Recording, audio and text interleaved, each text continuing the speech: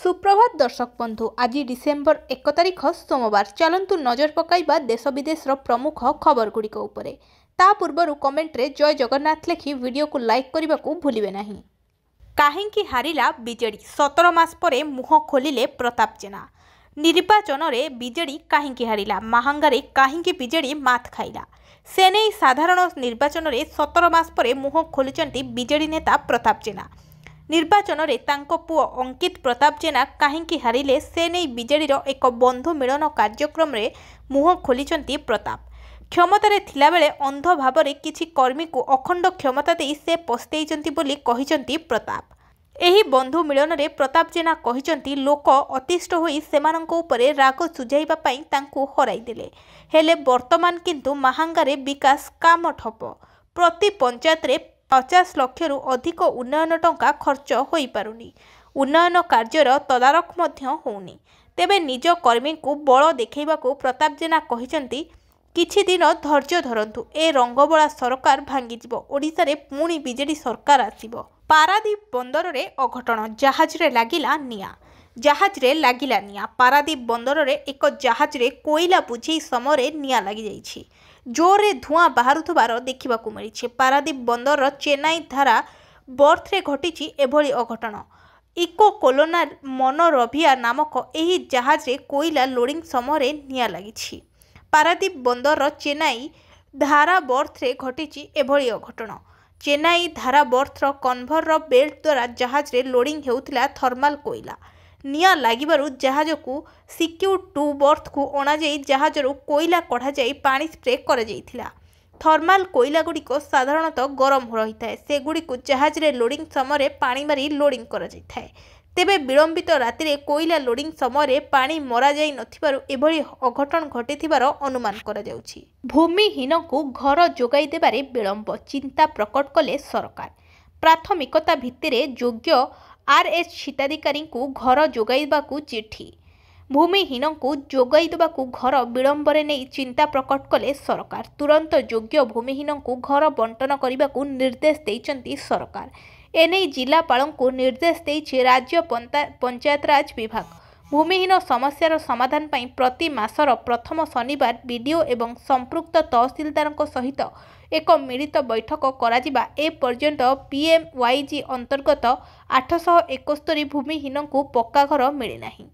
सेहीपरि PM जनमन रे 50 जन हिताधिकारी को घर जोगाई दिया जाय नहीं।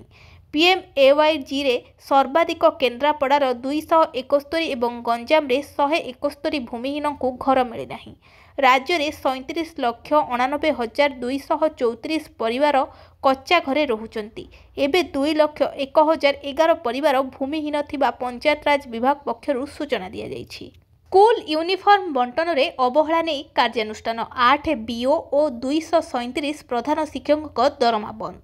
स्कूल पिला को यूनिफॉर्म न मिलवा नहीं खबर प्रसारण होइथिला। एहा परे विभागीय अधिकारी एक्शन मोड को आसीछंती। जोरसोर रे चली पोशाक बंटन, तथापि 50% टंका खर्च होई पारिनी। अन्यपटे कौन पाई ए स्थिति उपजिला तार गुमर खोलिचंती भेंडर। स्कूल यूनिफॉर्म बंटन रे अवहेला, बाजिला छाटास। खोर्धार जिलार 8 बीओ और 237 प्रधान शिक्षक दरमा बंद पाई निर्देश देइचंती जिला शिक्षा अधिकारी बा डीईओ। यूनिफॉर्म न देवा पर्यंत दरमा बंद रहिबो।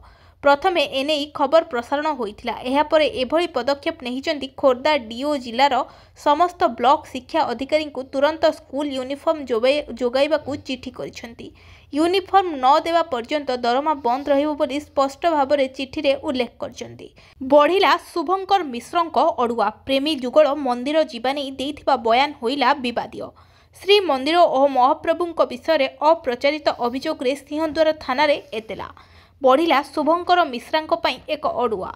श्रीमंदिर और महाप्रभुंक विषय रे सोशल मीडिया रे अप्रचार करथिले शुभंकर। समग्र ओडिशा रे शुभंकर को प्रतिक्रिया को नहीं हेइथिला समालोचना। प्रेमी जुगल विवाह पूर्व श्रीमंदिर आसिले सेमाने विवाह करिपरिबे नाही बोली कहिथिले शुभंकर। श्रीमंदिर उपरे राधा रानी को अभिशाप पड़िछि बोली कहिथिले शुभंकर। गतकाली जिलापाल मध्य कार्यानुष्ठान नियाजिबो बोली कहिथिले। खबर बाजिला, तदंत आरंभ है। झारसुगुड़ार बालीघाट लीज रे प्रदान दुर्नीति उपरे एक्शन ने प्रशासन।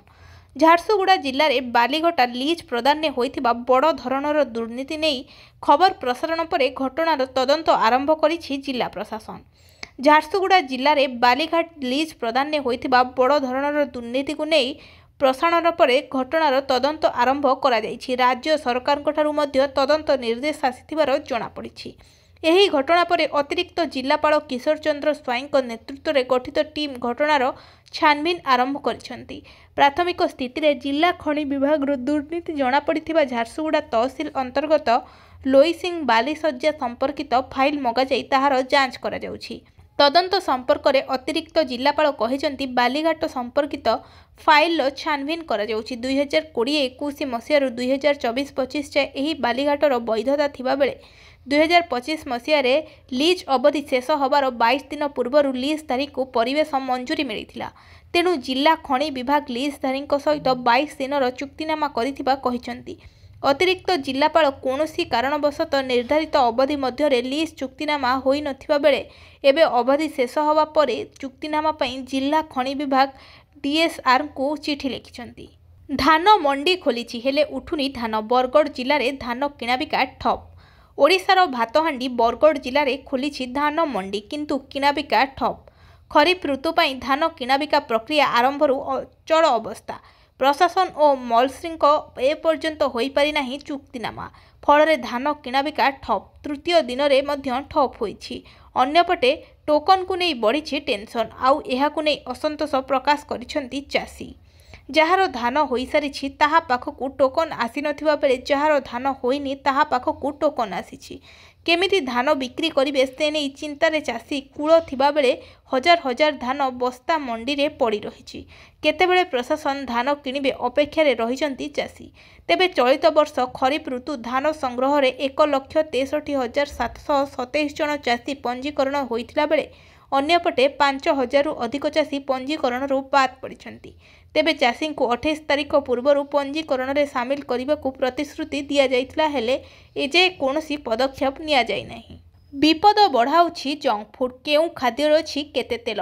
ବ୍ୟବସାୟିକ ପ୍ରତିଷ୍ଠାନରେ ବୋର୍ଡ ଲଗାଇବେ ସରକାର, ଯେଉଁଥିରେ ରହିବ କେଉଁ ଖାଦ୍ୟରେ କେତେ ତେଲ ପରିମାଣ ରହିଛି।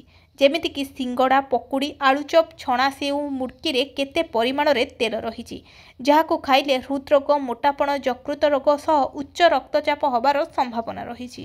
ଉଭୟ ଓଡ଼ିଆ ଏବଂ ଇଂଲିଶରେ ଲାଗିବ ତେଲ ବୋର୍ଡ।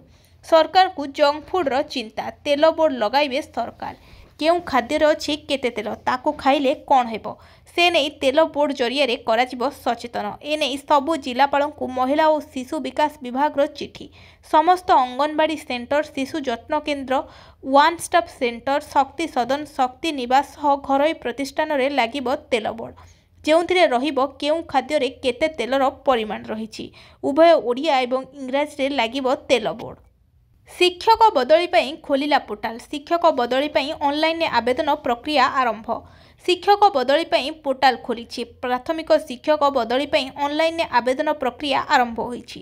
ପ୍ରାଥମିକ ଶିକ୍ଷା ନିର୍ଦ୍ଦେଶାଳୟ ଓଡ଼ିଶା ପକ୍ଷରୁ ଏନେଇ ସମସ୍ତ ଜିଲ୍ଲା ଶିକ୍ଷା ଅଧିକାରୀ ବା DOଙ୍କୁ ଚିଠି ଜାରି କରାଯାଇଛି, ଯେଉଁଥିରେ ଜିଲ୍ଲା ଭିତରେ ପ୍ରାଥମିକ ଶିକ୍ଷକ ବଦଳି ପାଇଁ ଅନଲାଇନ ଆବେଦନ କରିବାକୁ କୁହାଯାଇଛି। ପ୍ରାଥମିକ ଶିକ୍ଷକ ବଦଳି ପାଇଁ ଅନଲାଇନରେ ଆବେଦନ ପ୍ରକ୍ରିୟା ଆରମ୍ଭ ହୋଇସାରିଲାଣି, ଯେଉଁଥିରେ ଜିଲ୍ଲା ଭିତରେ ପ୍ରାଥମିକ ଶିକ୍ଷକ ବଦଳି ପାଇଁ ଅନଲାଇନ ଆବେଦନ କରିବାକୁ କୁହାଯାଉଛି। ଚିଠି ଅନୁସାରେ ବିଦ୍ୟାଳୟ ଓ ଗଣଶିକ୍ଷା ବିଭାଗ ଗତ ମେ 14ରେ ଜାରି କରିଥିବା ଚିଠି ସଂଖ୍ୟା 13,453 ବିଜ୍ଞପ୍ତି ଅନୁଯାୟୀ ବଦଳି କରାଯିବ। ଅନଲାଇନ ଶିକ୍ଷକ ବଦଳି ପାଇଁ ପୋର୍ଟାଲ ନଭେମ୍ବର 2028ରୁ ଖୋଲିବା ବେଳେ ଡିସେମ୍ବର 25 ପର୍ଯ୍ୟନ୍ତ ଆବେଦନ କରାଯାଇପାରିବ। ତେଣୁ ଜିଲ୍ଲା ଭିତରେ ଅନ୍ୟ କୌଣସି ବିଦ୍ୟାଳୟକୁ ଯିବାକୁ ଚାହୁଁଥିବା ପ୍ରାଥମିକ ଶିକ୍ଷକ ଡିସେମ୍ବର 25 ପୂର୍ବରୁ ଅନଲାଇନ ଆବେଦନ କରିବାକୁ ପଡ଼ିବ।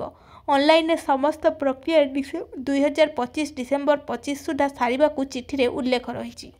ବଢ଼ିଲା ଗାନ୍ଧୀ ପରିବାର ଅଡ଼ୁଆ। ନ୍ୟାସନାଲ ହେରାଲ୍ଡ ମାମଲାରେ ସୋନିଆ ରାହୁଲଙ୍କ ବିରୋଧରେ ଆର୍ଥନୈତିକ ଅପରାଧ ଶାଖାର ମାମଲା ରୁଜୁ। ସୋନିଆ ରାହୁଲଙ୍କ ବିରୋଧରେ ଆର୍ଥନୈତିକ ଅପରାଧ ଶାଖାର ମାମଲା ରୁଜୁ। ପୁଣି ବଢ଼ିଲା ରାହୁଲ ଗାନ୍ଧୀ ଓ ସୋନିଆ ଗାନ୍ଧୀଙ୍କ ଅଡ଼ୁଆ। ନ୍ୟାସନାଲ ହେରାଲ୍ଡ ମାମଲାରେ ନୂଆ FIR ରୁଜୁ କଲା ଦିଲ୍ଲୀ ପୋଲିସର ଆର୍ଥନୈତିକ ଅପରାଧ ଶାଖା। ରାହୁଲ ସୋନିଆଙ୍କ ସହ 6 ଜଣଙ୍କ ବିରୋଧରେ ମାମଲା ରୁଜୁ କରିଛି ଦିଲ୍ଲୀ ପୋଲିସର EOW। National Herald money laundering ମାମଲାରେ ଅପରାଧିକ ଷଡ଼ଯନ୍ତ୍ର ଅଭିଯୋଗ ଲଗାଇଛି।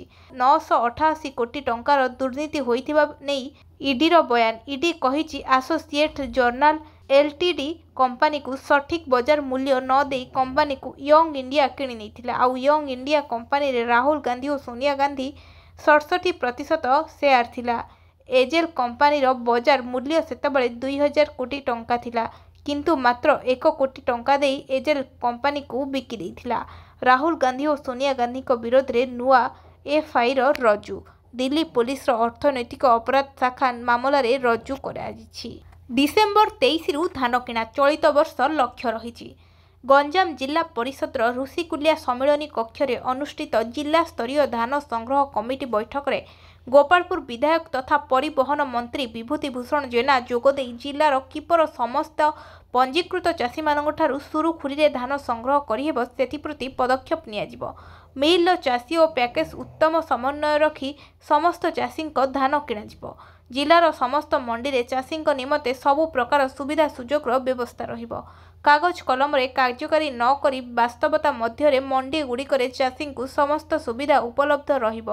ରାଜ୍ୟ ସରକାରଙ୍କ ଧାନର ମୂଲ୍ୟ 800 ଟଙ୍କା ବୋନସ୍ ଘୋଷଣା ପରେ ଜିଲ୍ଲାରେ ଗଲାବର୍ଷ ଚାଷୀଙ୍କ ମେରୁଦଣ୍ଡ ସଳଖ ହୋଇଯାଇଛି।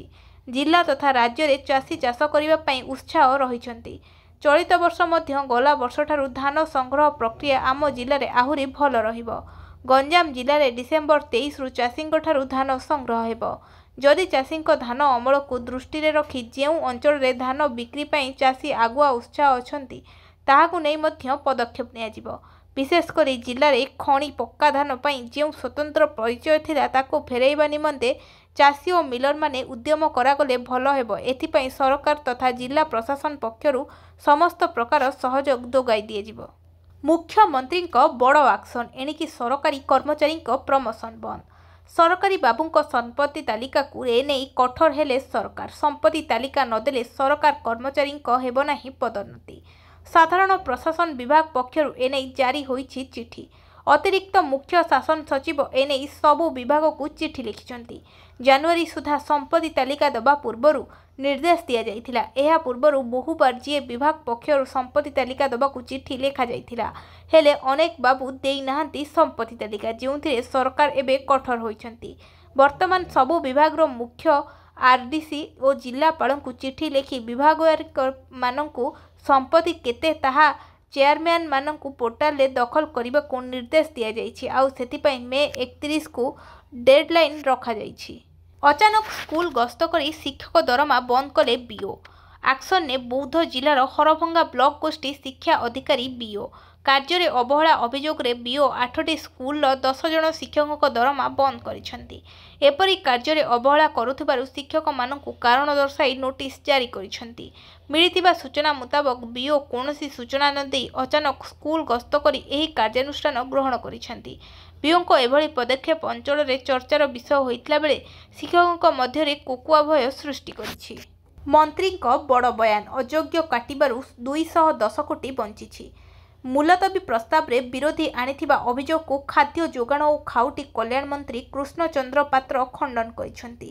ସେ ଏହାର ଜବାବରେ କହିଛନ୍ତି ଇ-KYC ସର୍ଭେ ଆଳରେ ଗତ ଜୁନ୍ଠାରୁ ଜଣେ ହେଲେ ଯୋଗ୍ୟ ବ୍ୟକ୍ତିଙ୍କ ରାସନ କାର୍ଡ କଟାଯାଇନାହିଁ। ଗତ ଜୁନ୍ରୁ ଅଦ୍ୟାବଧି ଏନ୍ଏଫ୍ଏସ୍ 2013 ଆଇନ ଅନୁଯାୟୀ 99,52,153 ପରିବାରର 3,27,87,263 ଜଣଙ୍କୁ ଚାଉଳ ବଣ୍ଟନ କରାଯାଉଛି। ଅଯୋଗ୍ୟ ହିତାଧିକାରୀଙ୍କୁ ଚିହ୍ନଟ କରି କିଛି ନୂଆ କଥା ନୁହେଁ। 2015ରୁ 2024 ମଧ୍ୟରେ ଏହି ପ୍ରକ୍ରିୟା ଗତ ସରକାର କରିଥିଲେ। ସେଥିରେ 10 ଲକ୍ଷରୁ ଅଧିକ ପରିବାର 30 ଲକ୍ଷ ହିତାଧିକାରୀଙ୍କ କାର୍ଡ କଟାଯାଇଥିଲା। କେବଳ ସେତିକି ନୁହେଁ, ଲୋକଙ୍କୁ ଅକଥନୀୟ ଅତ୍ୟାଚାର କରାଯିବା ସହ ମହିଳାଙ୍କୁ ମଧ୍ୟ ଛଡ଼ାଯାଇନଥିଲା, ଜେଲରେ ପୁରାଯାଇଥିଲା। ଏହାସହ ଲୋକଙ୍କୁ ଅର୍ଥଦଣ୍ଡ ମଧ୍ୟ ଦେଇ ଭୟର ବାତାବରଣ ସୃଷ୍ଟି କରାଯାଇଥିଲା। 6,95,530 ମୃତ ହିତାଧିକାରୀ ଚିହ୍ନଟ କରାଯାଇ ସେମାନଙ୍କ କାର୍ଡ କଟାଯାଇଛି। ଯେଉଁମାନଙ୍କୁ ଭୂତ ହିତାଧିକାରୀ କୁହାଯାଉଛି, 75,030 ସରକାରୀ ଚାକିରିଆ କାର୍ଡ ହଟେଇଥିଲେ, ସେମାନଙ୍କ କାର୍ଡ କଟାଯାଇଛି। ଇନକମ୍ ଟ୍ୟାକ୍ସ ଦେଉଥିବା 45,496 ଜଣ କାର୍ଡ କଟାଯାଇଛି। ଏହିପରି ମୋଟ 8,16,056 ଜଣଙ୍କ ରାସନ କାର୍ଡ କଟାଯାଇଛି। ଏହାଦ୍ୱାରା ବର୍ଷରେ ସରକାରଙ୍କ ରାଜକୋଷରେ 210 କୋଟି ଟଙ୍କା ବଞ୍ଚିଛି ବୋଲି ମନ୍ତ୍ରୀ ପାତ୍ର କହିଛନ୍ତି। ଏହି ସପ୍ତାହରେ ସୁନା ମୂଲ୍ୟ 4000 ବୃଦ୍ଧି ପ୍ରତିଦିନ ଦର ରେକର୍ଡ ଭାଙ୍ଗୁଛି। ଦେଶରେ ପ୍ରତିଦିନ ସୁନା ମୂଲ୍ୟ ବୃଦ୍ଧି ପାଇବାରେ ଲାଗିଛି। ଗତ ସପ୍ତାହ ମଧ୍ୟରେ 24 କ୍ୟାରେଟ୍ ସୁନାର ମୂଲ୍ୟ ପ୍ରାୟ 3980 ଟଙ୍କା ବୃଦ୍ଧି ପାଇଥିଲା ବେଳେ 22 କ୍ୟାରେଟ୍ ସୁନାର ମୂଲ୍ୟ 3650 ଟଙ୍କା ମହଙ୍ଗା ହୋଇଛି। ଆଜି ନଭେମ୍ବର 30ରେ ଦିଲ୍ଲୀରେ 24 କ୍ୟାରେଟ୍ ସୁନାର ମୂଲ୍ୟ 10 ଗ୍ରାମ ପ୍ରତି 1,29,970 ରେକର୍ଡ କରାଯାଇଥିଲା, ଯାହାକି ଏହି ମାସର ସର୍ବୋଚ୍ଚ ସ୍ତର ମଧ୍ୟରୁ ଗୋଟିଏ। ଚଳିତ ମାସରେ ଆନ୍ତର୍ଜାତୀୟ ବଜାରରେ ସୁନା ସ୍ପଟ୍ର ମୂଲ୍ୟ 4169.88 ଡଲାର ଥିଲାବେଳେ ପହଞ୍ଚିଛି। ସୁନାର ପ୍ରବଳ ଚାହିଦା, ବିଶ୍ୱ ଅସ୍ଥିରତା ଏବଂ ଡଲାର ସୂଚକାଙ୍କରେ ହ୍ରାସ ସୁନାର ମୂଲ୍ୟକୁ ଅଧିକ ବୃଦ୍ଧି କରୁଛି। ନୂଆ ସୁଭଦ୍ରାଙ୍କୁ ନୂଆ ବର୍ଷରେ ଡବଲ କିସ୍ତି। ସରଜମିନ ତଦନ୍ତ ପରେ ସୁଭଦ୍ରାର 17 ଲକ୍ଷରୁ ଉର୍ଦ୍ଧ୍ୱ ମହିଳା ଯୋଡ଼ି ହୋଇଛନ୍ତି। ଏନେଇ ଉପମୁଖ୍ୟମନ୍ତ୍ରୀ ପ୍ରଭାତୀ ପରିଡ଼ା ଗୃହରେ ତଥ୍ୟ ରଖିଛନ୍ତି। 17,83,251 ମହିଳା ସୁଭଦ୍ରାରେ ଯୋଡ଼ି ହୋଇଛନ୍ତି। 7,51,479 ଜଣ ସମସ୍ତ ତିନୋଟି କିସ୍ତି ପାଇଛନ୍ତି। 1,03,99,801 ମହିଳା ପ୍ରଥମ କିସ୍ତି ଟଙ୍କା ପାଇଛନ୍ତି। 1,01,92,724 ଦ୍ୱିତୀୟ କିସ୍ତି ପାଇଛନ୍ତି ବୋଲି ଗୃହରେ ଉପମୁଖ୍ୟମନ୍ତ୍ରୀ ପ୍ରଭାତୀ ପରିଡ଼ା ତଥ୍ୟ ରଖିଛନ୍ତି। ସେପଟେ ନୂଆ ବର୍ଷରେ ଏକାଥରକେ 2ଟି କିସ୍ତି ପାଇବେ ନୂଆ ସୁଭଦ୍ରା ହିତାଧିକାରୀ। ନୂଆ ଯୋଡ଼ି ହୋଇଥିବା ହିତାଧିକାରୀଙ୍କୁ ଏକାଥରକେ 2ଟି କିସ୍ତି ମିଳିବ। ଏନେଇ ସୂଚନା ଦେଇଛନ୍ତି ମହିଳା ଓ ଶିଶୁ ବିକାଶ ମନ୍ତ୍ରୀ ପ୍ରଭାତୀ ପରିଡ଼ା। ସେ କହିଛନ୍ତି, ପୋର୍ଟାଲ ଖୋଲିଛି। 21 ବର୍ଷୀୟ ହିତାଧିକାରୀ ଯୋଡ଼ି ହେଉଛନ୍ତି। 2ଟି କିସ୍ତି ଦେବାକୁ ଜାନୁଆରୀ ପ୍ରଥମ ସପ୍ତାହରୁ କାର୍ଯ୍ୟ ତ୍ୱରାନ୍ୱିତ କରିବୁ। ଡିସେମ୍ବର 10ରେ ଆସିପାରେ ଆବାସ ପକ୍କା ଘର ପାଇଁ 1,90,000 ଟଙ୍କା। ଡିସେମ୍ବରରେ ମିଳିବାକୁ ଯାଉଛି ପିଏମ୍ ଆବାସ ପକ୍କା ଘର। ଘର ପାଇବେ ହିତାଧିକାରୀ। ଆରମ୍ଭ ହେବାକୁ ଯାଉଛି ପିଏମ୍ ଆବାସ ଯୋଜନା ବଣ୍ଟନ ପ୍ରକ୍ରିୟା। ପର୍ଯ୍ୟାୟକ୍ରମେ ଆବାସ ଘର ଦେବେ କେନ୍ଦ୍ର ସରକାର। ଆମର ପ୍ରଧାନମନ୍ତ୍ରୀ ନରେନ୍ଦ୍ର ମୋଦିଙ୍କ ଜନ୍ମଦିନ ଉପଲକ୍ଷେ ଦିଆଯିବ ବୋଲି ପିଏମ୍ ଆବାସ ପକ୍କା ଘର ଗଣମାଧ୍ୟମରେ ବହୁ ଚର୍ଚ୍ଚା ଧରିଥିଲା। ପ୍ରଧାନମନ୍ତ୍ରୀ ଆବାସ ଯୋଜନାରେ ଘର ଖଣ୍ଡେ ପାଇବାକୁ ଅପେକ୍ଷା କରିଥିବା ଲକ୍ଷ ଲକ୍ଷ ଗରିବ ପରିବାରଙ୍କ ପାଇଁ ଆସିଛି ଖୁସି ଖବର। ନଭେମ୍ବର ମାସରୁ ଆରମ୍ଭ ହେବ ପିଏମ୍ ଆବାସ ଯୋଜନା ବଣ୍ଟନ ପ୍ରକ୍ରିୟା। ପର୍ଯ୍ୟାୟକ୍ରମେ ଦିଆଯିବ ଆବାସ ଘର। ଭାଗ ହୋଇଥିବା ଏବଂ ଭିନ୍ନକ୍ଷମ ହିତାଧିକାରୀଙ୍କୁ ମଧ୍ୟ ଘର ଦେବେ ସରକାର। ଏହାସହ ନଭେମ୍ବରରେ ପ୍ରଧାନମନ୍ତ୍ରୀଙ୍କ ଜନ୍ମଦିନ ଅବସରରେ ଅନ୍ତୋଦୟ ଯୋଜନାରେ ହିତାଧିକାରୀଙ୍କୁ ଘର ବାଣ୍ଟିବେ ସରକାର। ପରେ ପର୍ଯ୍ୟାୟକ୍ରମେ ଘର ପାଇବେ ସମସ୍ତ ହିତାଧିକାରୀ ଏବଂ ଯେଉଁମାନେ ଆୟକର ଦାତା ହୋଇନଥିବେ ସେମାନଙ୍କ ଘର ଘର ବୁଲି ତର୍ଜମା ସରିଲାଣି। ବହୁ ଶୀଘ୍ର ନୂଆ ଲିଷ୍ଟ ଆସିଯାଇପାରେ। ଏହି ସମୟରେ ଆସିବ ସିଏମ୍ କିଷାନ ଟଙ୍କା। ସିଏମ୍ କିଷାନ ହିତାଧିକାରୀ ଆଲର୍ଟ। ଏହି ସମୟରେ ଖାତାକୁ ଆସିବ ଟଙ୍କା। ଯଦି ଆପଣ କାଳିଆ ଯୋଜନାରେ ଟଙ୍କା ପାଉଥିଲେ ତେବେ ଆପଣଙ୍କ ପାଇଁ ଖୁସି ଖବର। ନୂଆଖାଇରେ ଚାଷୀଙ୍କ ଖାତାକୁ ଗଲା 2,000 ଟଙ୍କା। ପିଏମ୍ କିଷାନ ଟଙ୍କା ପାଇବା ପରେ ସିଏମ୍ କିଷାନ ଟଙ୍କା ପାଇଲେ ଏଥିପାଇଁ ଚାଷୀ ଖୁସି କହିଲେ ବହୁତ। ତେବେ ପ୍ରତିବର୍ଷ ସରକାର ନୂଆଖାଇରେ ସିଏମ୍ କିଷାନ ଟଙ୍କା 2,000 ଟଙ୍କା ପଠାଇଥାନ୍ତି। ଏ ବର୍ଷ ମଧ୍ୟ ସମସ୍ତ ଚାଷୀଙ୍କ ଆକାଉଣ୍ଟକୁ ପଠାଇ ସାରିଛନ୍ତି। ଅଗଷ୍ଟ 28ରେ ନୂଆଖାଇ ପଡ଼ୁଥିବାରୁ ସେହିଦିନ 2,000 ଟଙ୍କା ଦେଇଥିଲେ ସରକାର ସମସ୍ତ ଚାଷୀଙ୍କୁ ବୋଲି ଗଣମାଧ୍ୟମରେ ଚର୍ଚ୍ଚା ଜୋର ଧରିଛି। କିନ୍ତୁ ଏଯାଏ ବହୁ ଚାଷୀଙ୍କୁ ଟଙ୍କା ମିଳିନି। ତେବେ ଆସନ୍ତୁ ଜାଣିବା କେମିତି କ'ଣ କଲେ ସମସ୍ତ ଚାଷୀ ଟଙ୍କା ପାଇପାରିବେ। ତେଣୁ ଯଥାଶୀଘ୍ର ଚାଷୀ ପଞ୍ଜୀକରଣରେ ରେଜିଷ୍ଟ୍ରେସନ କରିଦିଅନ୍ତୁ। ଯାହାଫଳରେ KYC କମ୍ପ୍ଲିଟ୍ କଲେ ଏବଂ ଉପଯୁକ୍ତ ପ୍ରମାଣପତ୍ର ଦେଖାଇ ଭେରିଫାଏ କରନ୍ତୁ, ପଇସା ତୁରନ୍ତ ଆସିଯିବ। ତେବେ ଶେଷ ପଞ୍ଜୀକରଣ ତାରିଖ 31 ଡିସେମ୍ବର କରିଛନ୍ତି ରାଜ୍ୟ ସରକାର। କେନ୍ଦୁଝରରେ 20 ନମ୍ବର ଜାତୀୟ ରାଜପଥ କଡ଼ରେ ପଡ଼ି ରହିଛି ସରକାରୀ ଔଷଧ କୁଢ଼ କୁଢ଼। ଔଷଧ ନ ପାଇ ବିଭିନ୍ନ ଡାକ୍ତରଖାନାରୁ ନିରାଶ ହେଉଛନ୍ତି ରୋଗୀ। ରୋଗୀଙ୍କୁ ମାଗଣାରେ ଔଷଧ ଯୋଗାଇ ଦେବାକୁ ସରକାର କୋଟି କୋଟି ଟଙ୍କା ଖର୍ଚ୍ଚ କରୁଛନ୍ତି। ହେଲେ କିଛି ଦାୟିତ୍ୱହୀନ ଅଧିକାରୀଙ୍କ ପାଇଁ ସେସବୁ ଔଷଧ ଅବଧି ସରିବା ପରେ ରାସ୍ତା କଡ଼ରେ ଫୋପାଡ଼ି ଦିଆଯାଉଛି। ଏଭଳି ଅଭାବନୀୟ ଘଟଣା ଦେଖିବାକୁ ମିଳିଛି କେନ୍ଦୁଝର ପୁରୁଣା ସହର ନିକଟ ଦେଇ ଯାଇଥିବା 20 ନମ୍ବର ଜାତୀୟ ରାଜପଥ ସିଦ୍ଧମଠ ସର୍ଭିସ ରାସ୍ତା କଡ଼ରେ। ଫିଙ୍ଗି ଦିଆଯାଇଥିବା ଏକ୍ସପାରି ଔଷଧର ନାଁ ଓ ଅନ୍ୟ ଲେଖାକୁ ଲିଭାଇ ଦେବାକୁ ଉଦ୍ୟମ କରାଯାଇଛି। ଯେଉଁ କିଛି କିଛି ଔଷଧରେ ଲେଖା ରହିଛି ସେଥିରେ ଔଷଧ ତିଆରି ବର୍ଷ 2014 ଏବଂ ଅବଧି ଶେଷ ସମୟ 2016 ମସିହା ଉଲ୍ଲେଖ ରହିଛି। ତେବେ ଏଠାରେ ପ୍ରଶ୍ନ ଉଠେ, ଏହି ଔଷଧଗୁଡ଼ିକୁ କେଉଁ ଡାକ୍ତରଖାନାକୁ ଯୋଗାଇ ଦିଆଯାଇଥିଲା?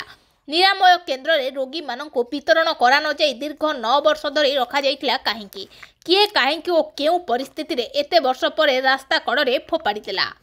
42,000 ଦର୍ଶକ ଦେଖିବେ ବାରବାଟୀ ମ୍ୟାଚ୍। ଏତିକି ରହିବ ଟିକେଟ୍ ଦର। बारवाटी स्टाडियम रे आसंता डिसेम्बर 9 रे भारत और दक्षिण आफ्रिका मध्य 5टी मैच विशिष्ट T20 श्रृंखलार प्रथम मैच खेल एने ओडिशा क्रिकेट एसोसिएशन पक्षरु प्रस्तुति जोरदार चली। मैच रो सफल आयोजन नहीं ओसीए राज्य सरकार और कमिशनरेट पुलिस पक्षरु व्यापक व्यवस्था ग्रहण करा जायछि।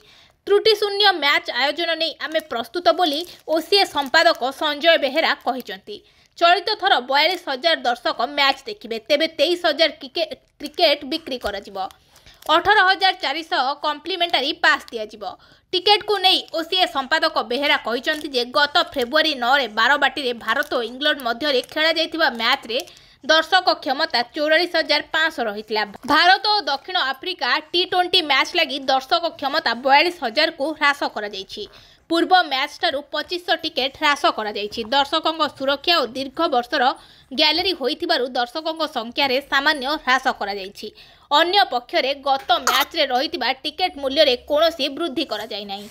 गत भारत और इंग्लैंड दिनिकिया मैच समय टिकेट दर जहा रहितिला ताहा अपरिवर्तित रहिछि। ओडिशा हेबो पूर्व भारतर एमएसएमई गेटवे। एमएसएमई बा अणु क्षुद्र एवं मध्यम उद्योग क्षेत्र में ओडिशा पूर्व भारतर गेटवे हेबो। रविवार रेल सदन ठारे लघु उद्योग भारती ओडिशा द्वारा आयोजित ओडिशा शिल्प सम्मेलन 2025 कार्यक्रम उद्यापनी समारोह रे मुख्यमंत्री मोहन चरण माझी जोगदे एहा कहिसंती। एही समावेश आमर एमएसएमई क्षेत्र में इनोवेशन प्रोत्साहन प्रदान करिवार एक गुरुत्वपूर्ण भूमिका ग्रहण करिबो बोली मुख्यमंत्री कहिसंती। मुख्यमंत्री आहुरी कहिथिले जे विपुल संभावना रे परिपूर्ण आम राज्य आज एमएसएमई क्षेत्र में भारतर सबुठारु आकर्षणीय राज्य भाव में उभा होई परिछि। ओडिशार 4.5 कोटी ओडिया लोकंक स्वप्न को वास्तवता रे रूप देबा पई आम सरकार प्रतिबद्धता जोगु एही परिवर्तन आसी परिछि। गत किछि वर्ष मध्य आमे ओडिशार शिल्प को प्रोत्साहन देबा पई अनेक पदक्षेप नैचु। आमर सो स्विफ्ट सिंगल विंडो व्यवस्था रे मास मास नुहे बरं गोटे दिन रे मध्य प्रकल्प अनुमोदित हेउछि। चलित वर्ष भित्तिभूमि निर्माण पई आम राज्य जीडीपी रो 6.61% विनियोग रे करा जायछि, जहा कि भारत रे सर्वाधिक। केंद्र कर्मचारी को सरकारी उपहार। अष्टम वेतन आयोग को मंजूरी। 50 लाख कर्मचारी हेबे उपकृत। कैबिनेटर सूचना मुताबक अष्टम वेतन कमिशन पर एक अस्थायी कमिटी हेबो। एथिरे जड़े चेयरपर्सन, जड़े पार्ट टाइम मेंबर और जड़े मेंबर सेक्रेटरी सामिल हेबे। सरकार कहिसंती कि टर्म्स ऑफ रेफरेंस प्रस्तुत बेले मंत्रालय, राज्य और कर्मचारी प्रतिनिधि परामर्श नियाजिबो। केंद्र सरकार मंगलवार दिन अष्टम वेतन कमिशन टर्म्स ऑफ रेफरेंस को मंजूरी प्रदान करिसेंती। केंद्र सरकार को एही निष्पत्ति फल 50 लाख केंद्रीय कर्मचारी और 69 लाख पेंशनधारी उपकृत होबाकु जाउछंती। सूचना और प्रजुक्ति विद्या मंत्री अश्विनी वैष्णव एने सूचना दैछंती। तांको सूचना मुताबक अष्टम वेतन कमिशन 18 मास मध्य सुपारिश प्रदान करिवे। सरकार जनवरी मासरे एने कमिशन सेटअप करने मंजूरी प्रदान करथिले। एबे टर्म्स ऑफ रेफरेंस मिलिबा परे तुरंत कमिशन तार कार्य आरंभ करिवो। एही कमिशन सैलरी स्ट्रक्चर, पेंशन और अन्य भत्ता नहीं सरकार को परामर्श देबो। घरे झील थिले आसिला खुशी खबर। झील को मिलिबो 27 लाख टंका। सुकन्या समृद्धि योजना रे आज ही करंतु निवेश। केंद्र सरकार पक्षरु अनेक प्रकार सेविंग योजना कार्यकारी होउची, जहा कि साधारण लोकंक पई बेस लाभदायी साब्यस्त होईची। सरकार को एभली एक योजना हेउची सुकन्या समृद्धि योजना, जहा कन्या संतानक सुरक्षित भविष्यत को दृष्टि रे रखी प्रणयन होईची। वर्तमान एही स्कीम रे सरकार को पक्षरु मिलुतबा 8% लाभांश को वृद्धि करी 8.2 करा जायची। एही स्कीम रे आपण 15 वर्ष पर्यंत झील नाम रे बैंक रे अकाउंट खोली टंका जमा करि परिबे। वर्ष को 250 टंका आरंभ करी 1,50,000 पर्यंत निवेश करें। जदि आपण एही स्कीम रे मासिक 5,000 टंका 15 वर्ष पई निवेश करंती, तेबे 9 लाख जमा करी 21 वर्ष पर 27 लाख टंका पाई परिबे। तेणु तुरंत निवेश करंतु एही सुकन्या समृद्धि योजना आउ आहार लाभ उठांतु। 6 लाख ऊर्ध्व लोक वार्धक्य भत्ता पई आवेदन करी अपेक्षा रे अछंती।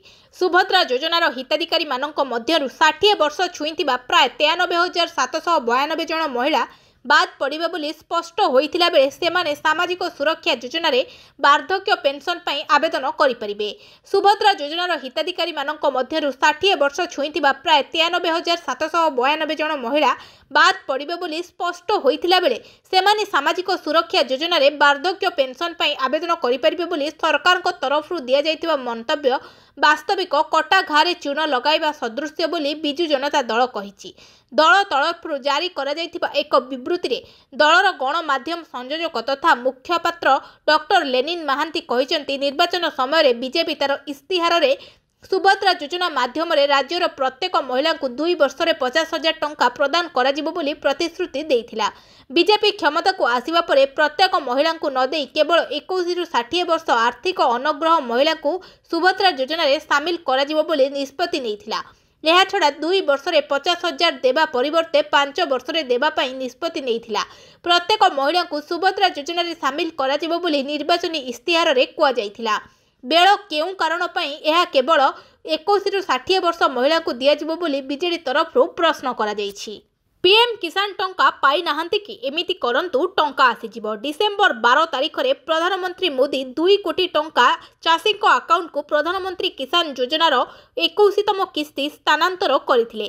ତାମିଲନାଡୁର କୋଏମ୍ବାଟୁରୁ ପ୍ରଧାନମନ୍ତ୍ରୀ ମୋଦି ଡିବିଟି ମାଧ୍ୟମରେ ପ୍ରାୟ 21,000 କୋଟି ଟଙ୍କା ସିଧାସଳଖ ଚାଷୀଙ୍କ ବ୍ୟାଙ୍କ ଆକାଉଣ୍ଟକୁ ପଠାଇଛନ୍ତି। ଦେଶର ଅଧିକାଂଶ ଚାଷୀ ପ୍ରଧାନମନ୍ତ୍ରୀ କିଷାନ ସମ୍ମାନ ନିଧି ଯୋଜନାର 21ତମ କିସ୍ତି ପାଇସାରିଛନ୍ତି। ତଥାପି ଯଦି ଅନେକ ଚାଷୀଙ୍କ ପରି ଆପଣ ଏପର୍ଯ୍ୟନ୍ତ ଆପଣଙ୍କ ବ୍ୟାଙ୍କ ଆକାଉଣ୍ଟରେ 2,000 ଟଙ୍କା ପାଇନାହାନ୍ତି, ତେବେ ଚିନ୍ତା କରନ୍ତୁ ନାହିଁ। KYC ଜମି ବିହୀନ କିମ୍ବା ବ୍ୟାଙ୍କ ବିବରଣୀରେ ସାମାନ୍ୟ ତ୍ରୁଟି ଯୋଗୁଁ ପେମେଣ୍ଟ ପ୍ରାୟତଃ ଅଟକିଯାଏ। ଏଠାରେ ଆମେ ଆପଣଙ୍କ ଟଙ୍କା କାହିଁକି ଅଟକ ରହିପାରେ ତାର ବିଭିନ୍ନ କାରଣ ବର୍ଣ୍ଣନା କରିବୁ। ଏପରି ପରିସ୍ଥିତିରେ ଚାଷୀମାନେ ଏବେ କ'ଣ କରିବା ଉଚିତ, ଯାହାଦ୍ୱାରା ବାକି ଥିବା କିସ୍ତି ସେମାନଙ୍କ ଆକାଉଣ୍ଟକୁ ଯଥାଶୀଘ୍ର ପହଞ୍ଚିବ। ଯଦି ଆପଣ ଏପର୍ଯ୍ୟନ୍ତ KYC ପୂରଣ କରିନାହାନ୍ତି, ଯଦି ଆପଣଙ୍କ ବ୍ୟାଙ୍କ ଆକାଉଣ୍ଟ ଆଧାର ସହିତ ଲିଙ୍କ ହୋଇନାହିଁ, ଯଦି ଆପଣଙ୍କ ନାମ ପ୍ରଧାନମନ୍ତ୍ରୀ କିଷାନ ହିତାଧିକାରୀ ତାଲିକାରେ ଦେଖାଯାଉନାହିଁ, ତେବେ ଶୀଘ୍ର KYC କରାଇ ନିଅନ୍ତୁ। ଆହୁରି ଖସିବ ତାପମାତ୍ରା। ଘନ କୁହୁଡ଼ି ନେଇ 5 ଜିଲ୍ଲାକୁ ୟେଲୋ ୱାର୍ଣ୍ଣିଂ। ରାଜ୍ୟର ବିଭିନ୍ନ ସ୍ଥାନରେ ଶୀତ ଲହରୀ ଜାରି ରହିଛି। ବିଶେଷ କରି ଦକ୍ଷିଣ ଓ ଉତ୍ତର ଓଡ଼ିଶାର ବିଭିନ୍ନ ସ୍ଥାନରେ ସର୍ବନିମ୍ନ ତାପମାତ୍ରା ଖସିଛି। ରାଜ୍ୟର କିଛି ସ୍ଥାନରେ ତାପମାତ୍ରା 10 ଡିଗ୍ରୀ ତଳେ ରହୁଛି। ସେହିପରି 4 ଦିନ ପରେ ରାତି ତାପମାତ୍ରା ଆଉ 2ରୁ 3 ଡିଗ୍ରୀ ହ୍ରାସ ପାଇବା ସହିତ ଶୀତ ବଢ଼ିବା ନେଇ ପାଣିପାଗ ବିଭାଗ ପକ୍ଷରୁ ସୂଚନା ଦିଆଯାଇଛି। ଅପରପକ୍ଷେ ରାଜ୍ୟର ବିଭିନ୍ନ ସ୍ଥାନରେ ଘନ କୁହୁଡ଼ି ମଧ୍ୟ ଦେଖିବାକୁ ମିଳିଛି। ରବିବାର ରାଜ୍ୟର ସୁନ୍ଦରଗଡ଼, କନ୍ଧମାଳ, ନୟାଗଡ଼, ଖୋର୍ଦ୍ଧା, କୋରାପୁଟ ଆଦି ଜିଲ୍ଲାରେ ଘନ କୁହୁଡ଼ି ନେଇ ପାଣିପାଗ ବିଭାଗ ପକ୍ଷରୁ ୟେଲୋ ୱାର୍ଣ୍ଣିଂ ଜାରି କରାଯାଇଛି। ଗତ 24 ଘଣ୍ଟାରେ ଫୁଲବାଣୀ ଏବଂ ରାଉରକେଲାରେ ଘନ କୁହୁଡ଼ି ଦେଖା ଦେଇଥିଲା ବେଳେ ଭବାନୀପାଟଣା ଏବଂ କୋରାପୁଟରେ ମଧ୍ୟମ କୁହୁଡ଼ି ଦେଖା ଦେଇଥିଲା। ସେହିପରି ଉଦୟଗିରିରେ ସର୍ବନିମ୍ନ 8.3 ଡିଗ୍ରୀ ତାପମାତ୍ରା ରେକର୍ଡ ହୋଇଥିଲା ବେଳେ ଶିମିଳିଗୁଡ଼ାରେ 9.6 ଡିଗ୍ରୀ, ଫୁଲବାଣୀ ଦାରିଙ୍ଗବାଡ଼ିରେ 10 ଡିଗ୍ରୀ, କୋରାପୁଟରେ 10.2 ଡିଗ୍ରୀ, ଝାରସୁଗୁଡ଼ାରେ 10.4 ଡିଗ୍ରୀ, ନବରଙ୍ଗପୁରରେ 10.8 ଡିଗ୍ରୀ, ରାଉରକେଲାରେ 11 ଡିଗ୍ରୀ, ବଲାଙ୍ଗୀରରେ 12.5 ଡିଗ୍ରୀ, ଭୁବନେଶ୍ୱରରେ 17.2 ଡିଗ୍ରୀ ରେକର୍ଡ ହୋଇଛି। ସେହିପରି ସର୍ବାଧିକ ତାପମାତ୍ରା 31.5 ଡିଗ୍ରୀ ଢେଙ୍କାନାଳରେ ରେକର୍ଡ ହୋଇଛି। ବଢ଼ିଲା SIR ପ୍ରକ୍ରିୟା ଅବଧି। ନିର୍ବାଚନ କମିଶନଙ୍କ ପକ୍ଷରୁ ଏକ ବଡ଼ ସୂଚନା ମିଳିଛି। ଚଳିତ SIR ପ୍ରକ୍ରିୟା ତାରିଖ ସଂସଦ ବୃଦ୍ଧି ହୋଇଛି। ବର୍ତ୍ତମାନ ଡିସେମ୍ବର 11 ତାରିଖ ପର୍ଯ୍ୟନ୍ତ SIR ଫର୍ମ ପୂରଣ କରିପାରିବେ। ବର୍ତ୍ତମାନ 12ଟି ରାଜ୍ୟ ଏବଂ କେନ୍ଦ୍ର ଶାସିତ ଅଞ୍ଚଳରେ SIR କରାଯାଉଛି। ବୁଥ ସ୍ତରୀୟ ଅଧିକାରୀମାନେ ଘରକୁ ଘର ଯାଇ ନାଗରିକମାନଙ୍କୁ SIR ଫର୍ମ ପୂରଣ କରୁଛନ୍ତି। ପୂର୍ବରୁ ଫର୍ମ ଦାଖଲ କରିବାର ଶେଷ ତାରିଖ ଡିସେମ୍ବର 4 ତାରିଖ ଥିଲା, କିନ୍ତୁ ଏବେ ଏହାକୁ ଡିସେମ୍ବର 11 ପର୍ଯ୍ୟନ୍ତ ବୃଦ୍ଧି କରାଯାଇଛି। ଚୂଡ଼ାନ୍ତ ତାଲିକା ଫେବୃଆରୀ 14, 2026ରେ ପ୍ରକାଶିତ ହେବ। ଦାବି ଏବଂ ଆପତ୍ତିର ତାରିଖ 16 ଡିସେମ୍ବର 2025ରୁ 15 ଜାନୁଆରୀ 2026 ପର୍ଯ୍ୟନ୍ତ ରଖାଯାଇଛି। ଅନେକ ଲୋକଙ୍କ ନାମ ଭୋଟର ତାଲିକାରେ ଅନେକ ଥର ଦେଖାଯାଏ। SIR ଦ୍ୱାରା ସେମାନଙ୍କୁ ମଧ୍ୟ ସଫା କରାଯିବ।